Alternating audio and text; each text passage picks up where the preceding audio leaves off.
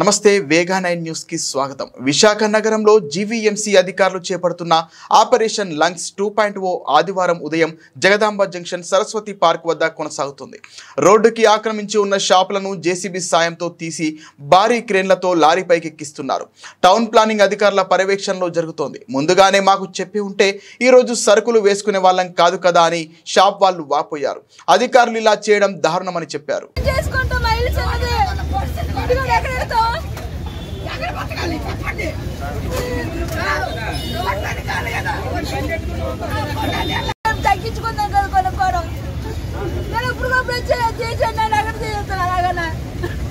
మీరు ఎన్ని సంవత్సరాలు నుండి ఉన్నారమ్మా? 40 సంవత్సరాలు పెట్టున్నా ఇక్కడ।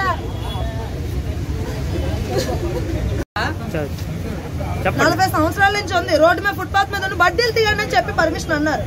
ఇది 40 సంవత్సరాల నుంచి ఉన్న షాప్ ఎలా తీస్తారు?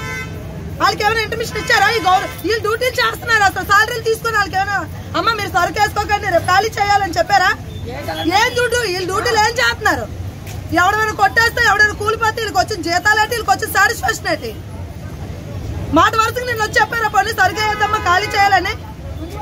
రౌడీజం చేస్తున్నారా ఏంటి? మీరు డ్యూటీలు చేస్తున్నారా?